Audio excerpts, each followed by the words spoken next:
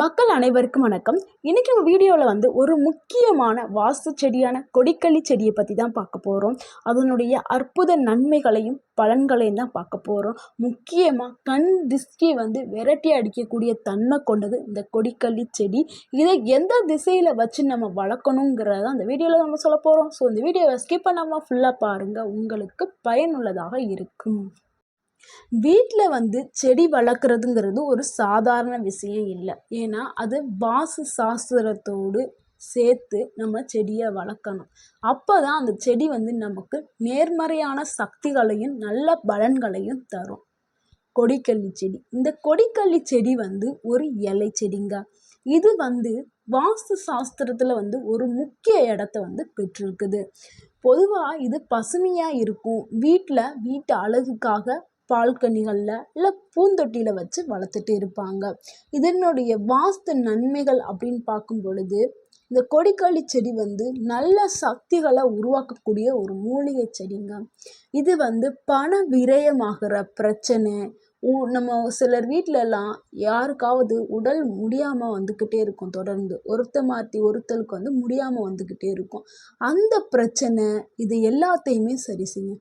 முக்கியமாக கண் திருஷ்டி, அதாவது கண் திருஷ்டி பிரச்சனைனால தான் ஒருத்தவங்கள் மாற்றி ஒருத்தவங்களுக்கு உடல்நிலை சரியாகாமல் போய்கிட்டே இருக்கும். இப்படி உடல்நிலை சரியாமல் ஆகும்போது நம்மளுக்கு பணமும் வீணாக செலவழியே ஆகும். இதை சரி செய்கிறது தாங்க இந்த கொடிக்கள்ளி செடி. கண்டிப்பாக இந்த மாதிரி இருக்கும் பொழுது இந்த கண் திருஷ்டியை நீங்கள் சரி பண்ணணும் அப்படின்னு நினச்சிங்கன்னா இந்த கொடிக்கள்ளி செடியை நர்சரிகளில் கிடைக்கிது. இதை வாங்கி நீங்கள் நான் சொல்லக்கூடிய திசைகளை நீங்கள் வளர்த்துட்டு வாங்க.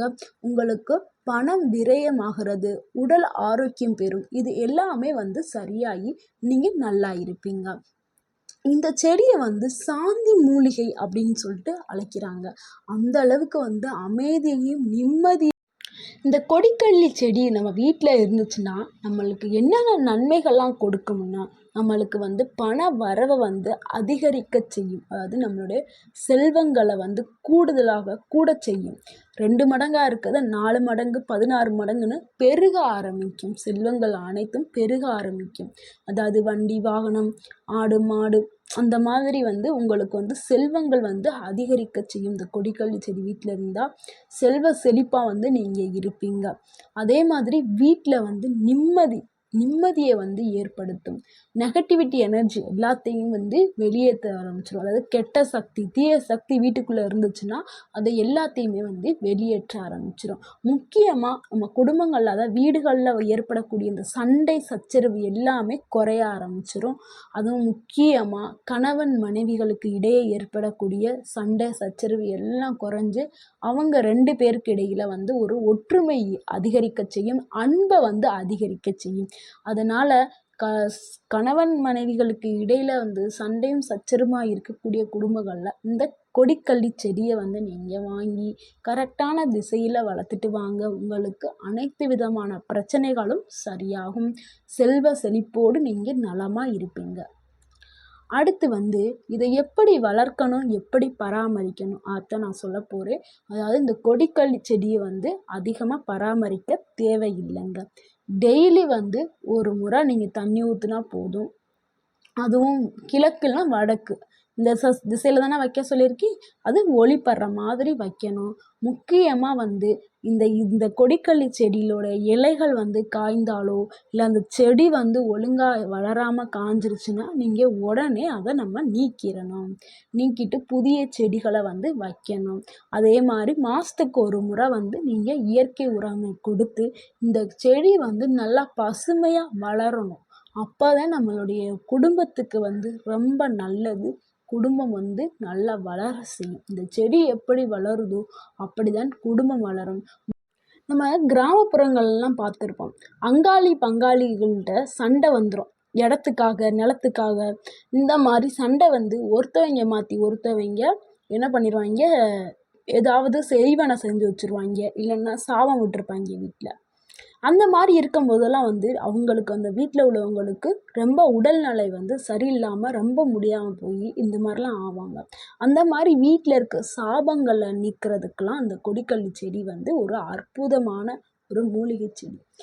இந்த மாதிரி இருக்கும் பொழுது நீங்கள் கொடிக்கள்ளி செடியை வந்து வீட்டில் வச்சு வளர்த்துட்டு வந்தீங்கன்னா அந்த வீட்டோட சாபம், அந்த வீட்டுக்கு பிடிச்ச சனி தோஷம் இது எல்லாமே வந்து விலக ஆரம்பிச்சிடும். நகர தோஷம் எல்லாமே விலகி அந்த வீட்டில் வந்து ஒரு நிம்மதியை வந்து இந்த செடி ஏற்படுத்தும்.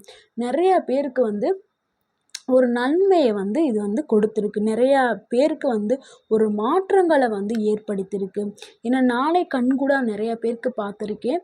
அவங்களாம் வந்து என்ன சொல்லுவாங்கன்னா, வீட்டில் முடியாமல் வருது, நிறைய கண் திருஷ்டி ஆயிடுச்சு, அதே மாதிரி எங்களுக்கு வந்து செய்வனை வச்சுட்டாங்க, அப்படி இப்படிலாம் சொல்லியிருக்காங்க. அப்போ நான் வந்து சொல்லியிருக்கேன், இந்த கொடிக்கள்ளி செடியை வாங்கி வளர்த்துட்டு வாங்க, அதுக்கப்புறம் நம்ம என்னென்னு பார்க்கலாம். ஏன்னா ஹாஸ்பிட்டல்லாம் போய் ட்ரீட்மெண்ட்டு அது இதுன்னு பண்ணி சரியாகலை. அதுக்கப்புறம் இந்த கொடிக்கள்ளி செடியை வச்சு அவங்களுக்கு நல்லா வந்து இப்போ வந்து அவங்க வந்து நல்ல நிலமையில இருக்கிறாங்க.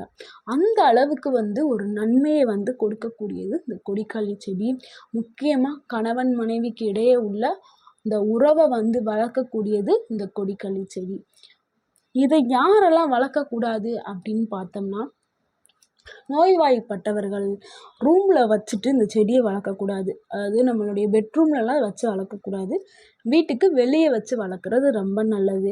அதே மாதிரி நம்ம குழந்தைகள் வந்து இந்த செடியை வந்து உடச்சிடாம நம்ம கவனமாக பார்த்துக்கிறணும்.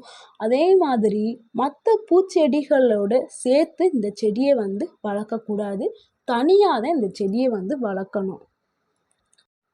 இந்த செடியோட நன்மைகளையும் பலன்களையும் தெரிந்து கொண்டீர்களா? இப்போவே போய் இந்த செடியை நீங்கள் வாங்கி உங்கள் வீட்டில் வளர்க்க ஆரம்பிங்க. இது உங்கள் வாழ்க்கையில் நம்ப முடியாத மாற்றங்களை ஏற்படுத்தும். இது போன்ற வாஸ்து ரகசியங்களை நீங்கள் தெரிந்து கொள்றதுக்கு எங்களுடைய சேனலை வந்து சப்ஸ்கிரைப் செய்து கொள்ளுங்கள். இந்த வீடியோ உங்களுக்கு பிடிச்சிருந்துச்சுன்னா லைக் பண்ணுங்கள், ஷேர் பண்ணுங்கள், மறக்காமல் கமெண்ட் பண்ணுங்கள். தேங்க்யூ ஃபார் வாட்சிங்.